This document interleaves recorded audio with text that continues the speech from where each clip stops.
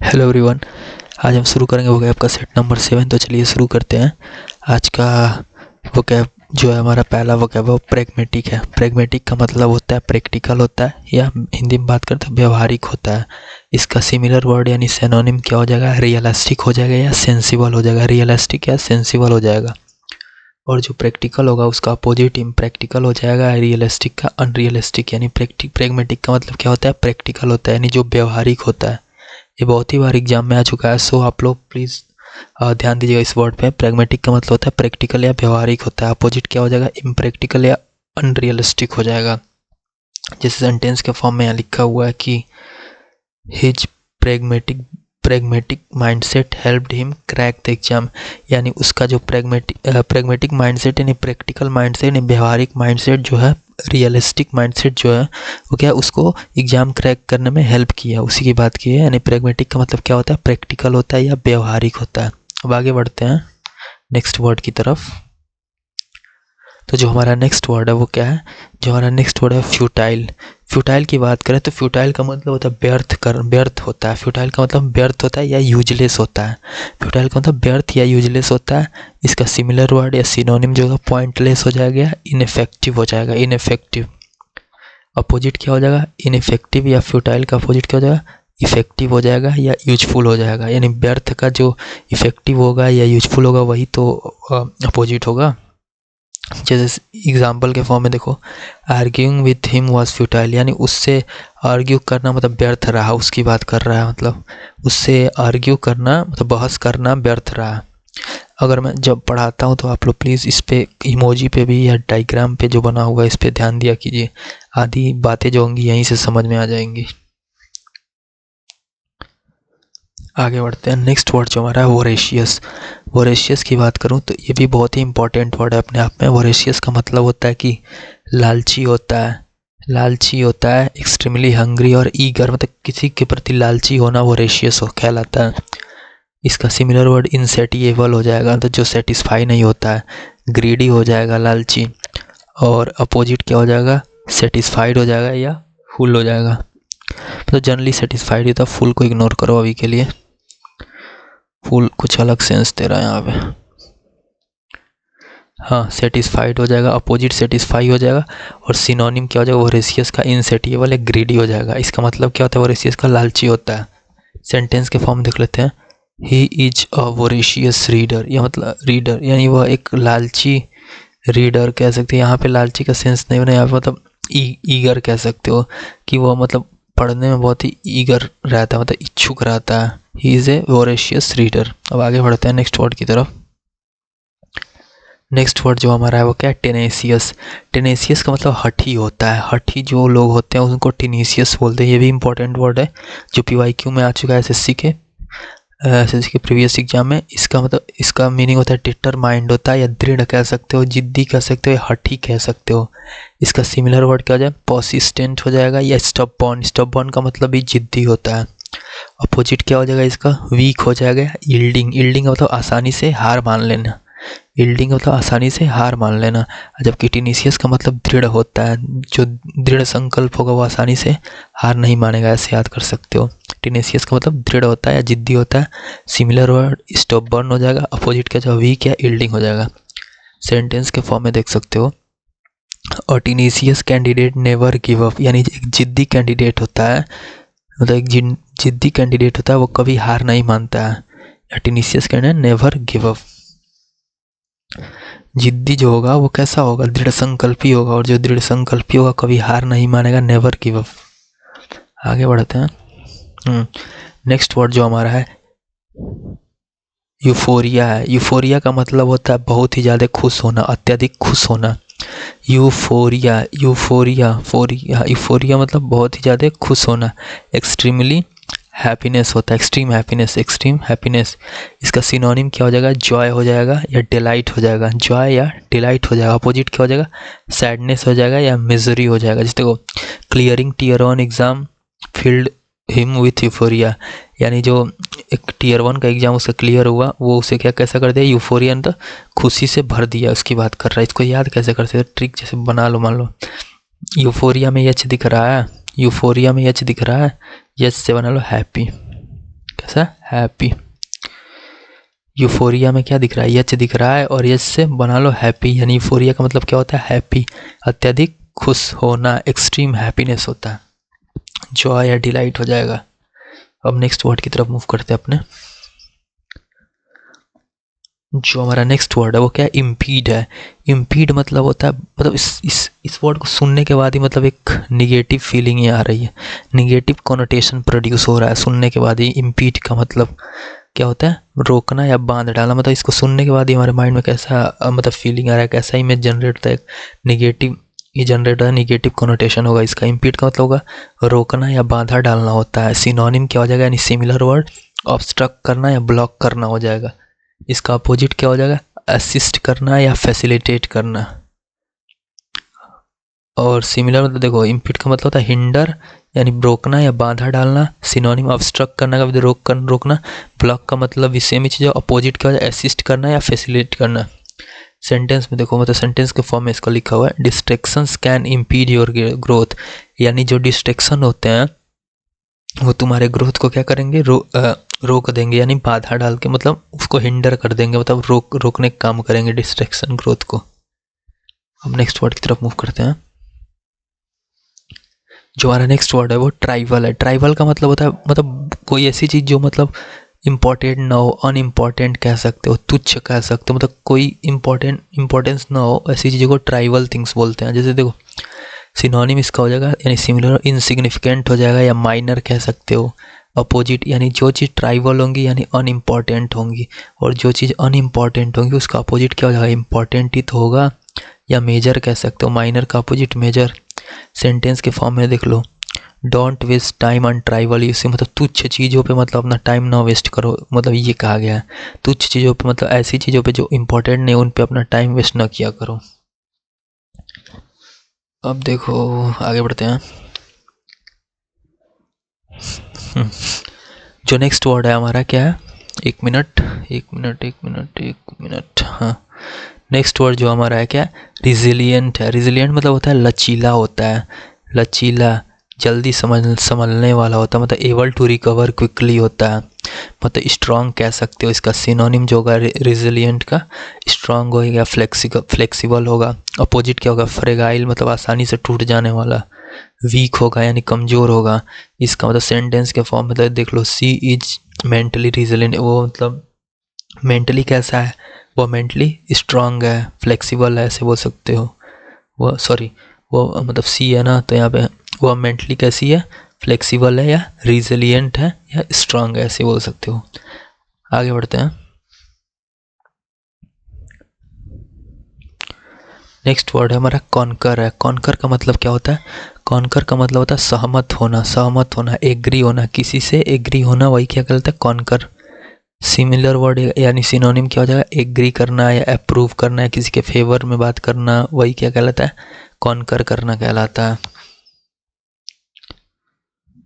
इसको कैसे याद करो, देखो यहाँ पे कॉन्कर लिखा है ना, तो कॉन को अलग करो, कॉन को ऐसे पढ़ो, कॉन, कर को पढ़ो कर, कॉन कर, क्या कर, एग्री कर, एग्री कर, कौन कर, क्या कर, एग्री कर, कौन कर, क्या कर, एग्री कर, ऐसे याद कर सकते हो। तो कौन कर, क्या कर, एग्री कर, यानी कौन कर का मतलब क्या होता है, एग्री करना या सहमत होना, एग्री होना या सहमत होना। इसके अपोजिट तरफ मूव करते हैं। इसके एंटोनिम की बात करें, अगर एंटोनिम्स की बात करें इसके, तो डिसएग्री, एग्री का अपोजिट क्या होता है, डिसएग्री होगा या अपोज करना। सेंटेंस के फॉर्म में I totally conquer with your opinion, यानी इसका मतलब होगा मैं तुम्हारे ओपिनियन से पूरी तरह मतलब सहमत हूँ, यानी कॉन्कर हूँ। एक बार ट्रिक को देख लेते हैं। देखो कॉन्कर के क्या बताया, कौन यानी कौन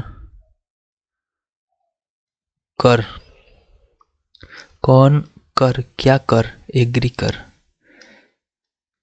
कौन कर, क्या कर, एग्री कर, ऐसे याद कर लो। देखो नेक्स्ट वर्ड की तरफ मूव करते हैं।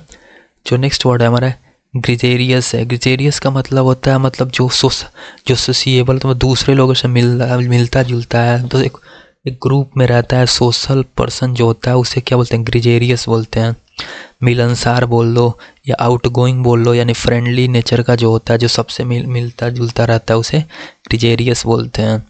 इसका अपोजिट का इंट्रोवर्ट, जो मतलब अपने आप से अलग रहता है। रिजर्व वही चीज़ हुआ जो कम बोलता है, यानी अपने आप में अकेले रहता है, इंट्रोवर्ट या रिजर्व। सेंटेंस के form, she is a gregarious person, ये यानी वह एक मतलब सोशिएबल पर्सन है, मतलब फ्रेंडली पर्सन है, ऐसा कह सकते हो।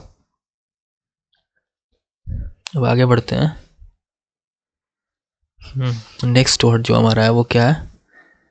नेक्स्ट वर्ड जो हमारा है रिवरी है। रिवरी है। रिवरी का मतलब होता है तुम्हारा मतलब सम्मान करना, एक डीप रिस्पेक्ट की बात करता है। रिवरी का मतलब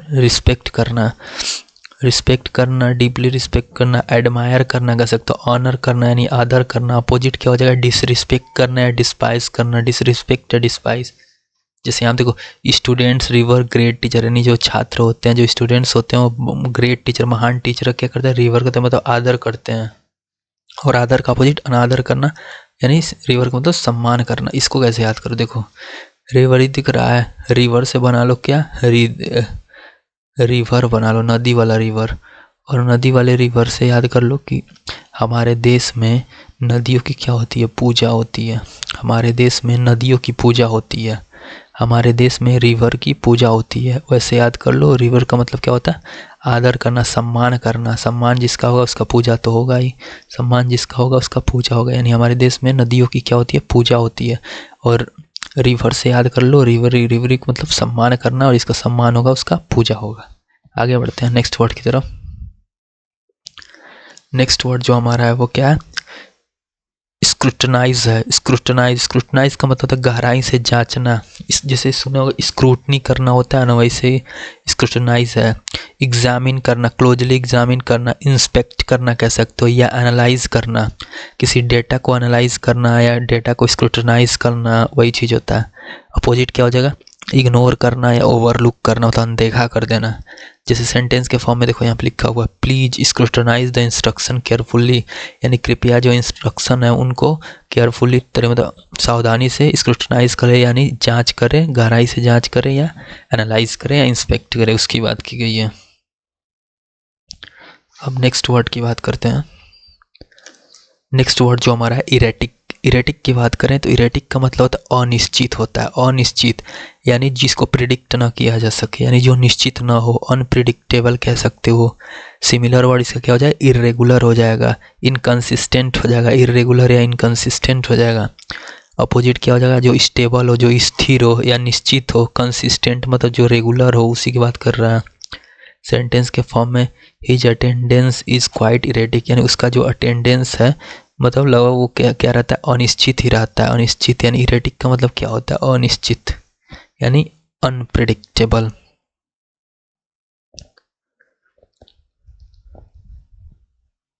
इसको कैसे याद करोगे? देखो, याद करने का तरीका ही बता दे रहा। इरेटिक में आर दिख रहा है, आर से याद कर लो क्या? रोज। कौन सा रोज? गुलाब वाला रोज नहीं, रेगुलर वाला रोज। इरेटिक का मतलब क्या होता है? इरेटिक में का मतलब होता है अनिश्चित होता है। और इरेटिक में आर दिख रहा है तो आर से याद कर लो रोज, यानी जो भी चीज़, जो चीज़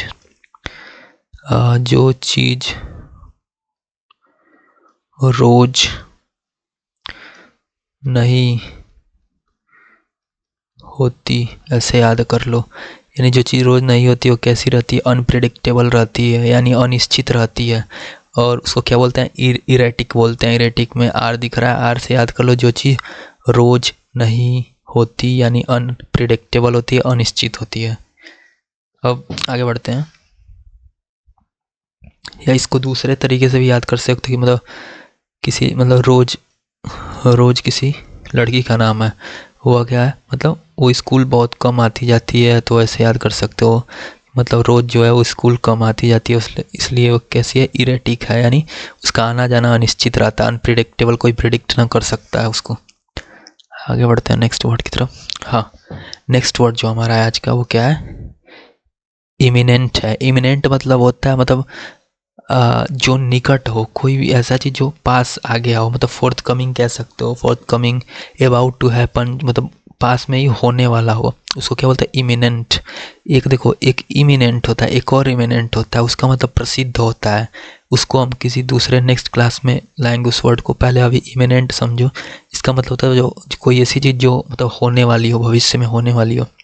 अपकमिंग बोल सकते हो या अप्रोचिंग बोल सकते हो, फोर्थ कमिंग बोल सकते हो। और अपोजिट इसका क्या होता है, डिस्टेंट यानी दूरी, अनलाइकली मतलब लाइकली ना हो। जैसे देखो द रिजल्ट आर इमिनेंट, यानी जो रिजल्ट्स हैं वो बहुत ही मतलब पास है, मतलब बहुत ही निकट है, मतलब आने वाले, फोर्थ कमिंग अपकमिंग है, ऐसे बोल सकते हो। आगे बढ़ते हैं। देखो नेक्स्ट वर्ड है मेलनकॉली। मेलनकॉली मतलब होता है हल्ला गुल, सॉरी, मेलनकॉली का मतलब होता है सैडनेस होता है, सैडनेस या उदासी होती है। मेलनकॉली का मतलब होता है सैडनेस या उदासी होती है। सॉरो बोल सकते हो सिनोनिम, ग्लूम बोल सकते हो, ग्लूमी बोल सकते हो। और इसका अपोजिट क्या हो जाएगा, जॉय। सैडनेस का यानी उदासी का जो अपोजिट होगा वो तो जॉय ही होगा, चीयरफुल बोल सकते हो। सेंटेंस के form, a feeling of melancholy filled the room, यानी जो कमरा है इसे ट्रिक बना के याद कर लो। मान लो कोई कमरा है और इसके अंदर क्या है, मतलब जितने भी लोग बैठे हैं वो बहुत ही सैड हैं, और सैड होंगे तो पूरा कमरा कैसे भर गया है, मतलब मेलनकॉली यानी उदासी से भर गया है, ऐसे याद कर लो ट्रिक। मेलनकॉली मतलब क्या होती है, सैड होता है, सैडनेस होता है, उदासी होती है। एक कमरा है, उसके अंदर लोग बैठे हैं और सब कोई कैसा है, उदास है। उदास होने की वजह से कमरा मेलनकॉली से भर चुका है, यानी उदासी से भर चुका है, ऐसे ट्रिक से याद कर लो। अब नेक्स्ट आगे बढ़ते हैं। 15 हो चुका है, वो कैब हो चुका, साइन एंड। तो अब बढ़ते हैं इडियम्स की तरफ। है पहला जो इडियम्स है हमारा वो है तुम्हारा, एक मिनट, हाँ, बरी द हेडसेट। बरी द हेडसेट का मतलब क्या होता है, झगड़ा खत्म करना, दुश्मनी खत्म करना और बातचीत शुरू करना। जैसे देखो यहाँ पे सिंबल किसका है, फ्रेंड। एक मिनट, हाँ, ये सिंबल देखो, ये हैंडशेक का सिंबल है, यानी हैंडशेक कब होता है, जब दोस्ती होता है तो हाथ मिलाते हैं। यानी बरी द हेडसेट का मतलब दोस्ती शुरू करना, दुश्मनी खत्म करना और दोस्ती शुरू करना, ऐसे याद कर लो। और स्टॉर्म इन टी कप, स्टॉर्म इन टी कप मतलब छोटी बात पर बड़ा हंगामा करना। मान लो ये तुम्हारा कप है, एक इस चाय का कप है, टी का कप है। अब इसमें तो तूफान तो आएगा नहीं, यानी एक छोटी बात है और इसको कंपेयर किससे कर रहे हो, एक बड़े समुद्र में तूफान जो आता है उससे कंपेयर कर रहे हो, यानी क्या करो, छोटी बातों को बड़ा बनाना। Storm in the tea cup का मतलब होता है छोटी बातों पर बड़ा हंगामा क्रिएट करना, आगे बढ़ते हैं। नेक्स्ट जो इडियम हो क्या है, eight the drop of hat. Eight the drop of hat का मतलब तुरंत, कोई भी कार्य बिना सोचे मतलब तुरंत कर देना। मतलब he helps other at the drop of hat, मतलब वह क्या करता है, तुरंत हेल्प करता है, मतलब किसी की ज़रूरत पड़ने पे, ऐसे याद कर लो। At the drop of hat का मतलब तुरंत, कोई भी कार्य तुरंत करना। Add fuel to the fire का मतलब आग पर घी डालना होता है, आग पर घी डालना। His remark add fuel to the fire, मतलब मान लो दो लोग हैं, एक P1 है, एक P2 है, इन दोनों को झगड़ा चल रहा है और बीच में आके तीसरा बंदा P3 कूदा और क्या कर दिया, मतलब इन दोनों में इससे कुछ और कर रहा है, यानी और झगड़े को बढ़ा दिया, ऐसे याद कर लो तुम। Add fuel to the fire का मतलब क्या होता है, आग पर घी डालना। एक बार और इडियम को रिवाइज कर लेते हैं और अच्छे से। देखो, बरी द हेडसेट का मतलब होता है दुश्मनी खत्म करना। हैंडशेक से याद कर लो, दोस्ती का हाथ बढ़ाना। Storm the tea cup, the छोटी बातों पर बड़ा हंगामा करना। मान लो ये चाय का कप है, उसमें तो तूफान आएगा नहीं, मतलब उसको कंपेयर करने का काम कर रहे हो, किसी समुद्र के तूफान से कंपेयर करने का काम कर रहे हो। At the drop of hat का मतलब तुरंत, कोई भी कार्य तुरंत करना। Add fuel to the fire का मतलब आग पर घी डालने का कार्य करना। नेक्स्ट जो है हमारा ब्लो वंस ओन ट्रम्पेट। का मतलब खुद की तारीफ करना। देखो, ओन का मतलब खुद का होता है, ऐसे याद कर लो ट्रिक से। ओन का मतलब खुद का होता है, ट्रम्पेट का मतलब प्रशंसा करना, खुद की प्रशंसा करना, खुद की तारीफ करना। यानी ब्लो वंस ओन ट्रम्पेट का मतलब अपनी ही तारीफ करना, खुद की प्रशंसा करने की बात की जा रही है। अब आते हैं वन वर्ड्स की तरफ।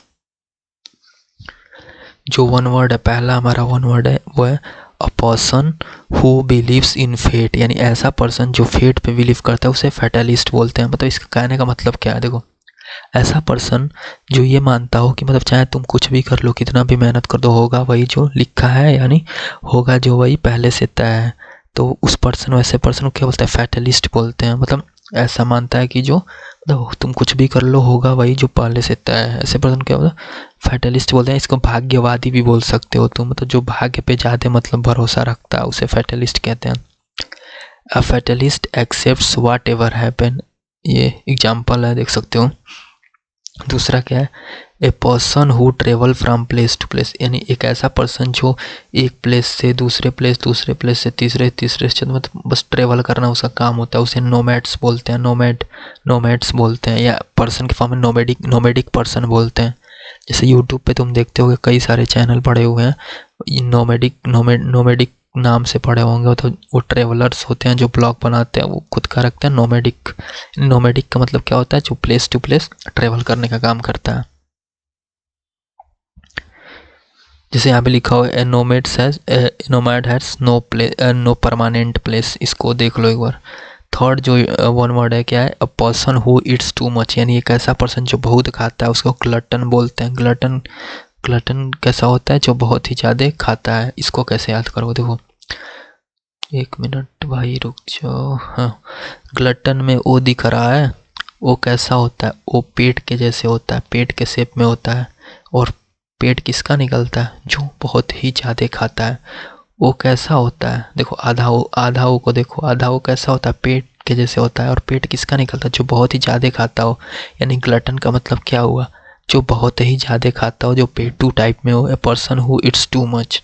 फिर आगे बढ़ते हैं। नेक्स्ट जैसे यहाँ पे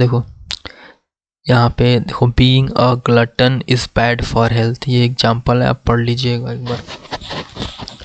नेक्स्ट वन वर्ड है क्या, ए गवर्नमेंट बाय रिच, यानी ऐसा गवर्नमेंट जो केवल और धनी लोगों द्वारा मतलब चलाया जाता है, उसे क्या बोलते हैं, प्लूटोक्रेसी। इसको हिंदी में मतलब धनिक तंत्र बोलते हैं, धनिक तंत्र। यानी ऐसा गवर्नमेंट, ऐसा सरकार जो केवल और केवल अमीर लोगों द्वारा चलाया जाता है, उसे प्लूटोक्रेसी या धनिक तंत्र बोलते हैं। जैसे यहाँ पे एग्जाम्पल के फॉर्म में देख लो, in a plutocracy the wealthy dominates politics, इसको पढ़ सकते हो। मतलब ये लिखा हुआ है कि मतलब धनिक तंत्र में क्या होता है, जो पैसे वाले होते हैं वही पॉलिटिक्स पे डोमिनेट करते हैं, मतलब उस पर राज करने का कार्य करते हैं। फिर आगे बढ़ते हैं। वन हु स्टडीज अर्थक्वेक, यानी ऐसा मतलब जो ऐसा पर्सन जो मतलब अर्थक्वेक के बारे में, अर्थक्वेक भूकंप के बारे में स्टडी करता है, उसको क्या बोलते हैं, सेस्मोलॉजिस्ट बोलते हैं। यानी ऐसा पर्सन जो अर्थक्वेक्स के बारे में स्टडी करता है उसे सेस्मोलॉजिस्ट बोलते हैं। जैसे देखो, द सेस्मोलॉजिस्ट डिटेक्टेड ट्रेमर अर्ली, मतलब जो सेस्मोलॉजिस्ट था वो डिटेक्ट कर लिया, मतलब पहले ही अनुमान लगा लिया, मतलब पता कर लिया जो अर्थ का ट्रेमर यानी झटका टाइप में होता है, भूकंप आता है, तो उसको पहले ही पता, वो एग्जाम्पल के फॉर्म में दिया। अब कुछ थोड़ा ग्रामर के बारे में हम लोग देख लेते हैं। ग्रामर के बारे में आज हम देखते हैं, क्या देखें एक मिनट।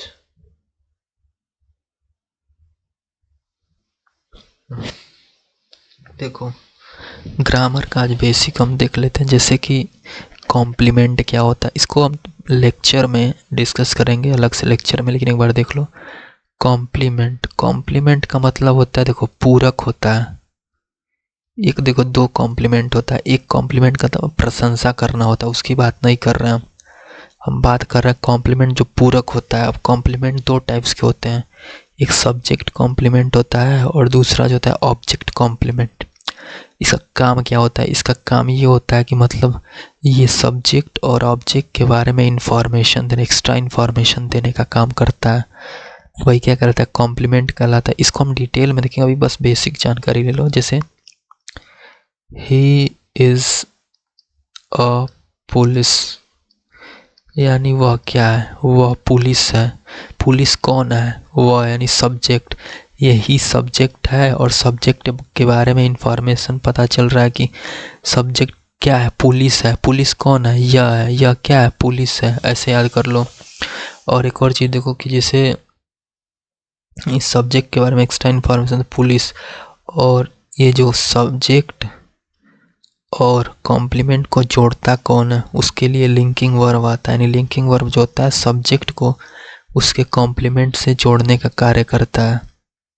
जैसे देखो, ही इज हैप्पी,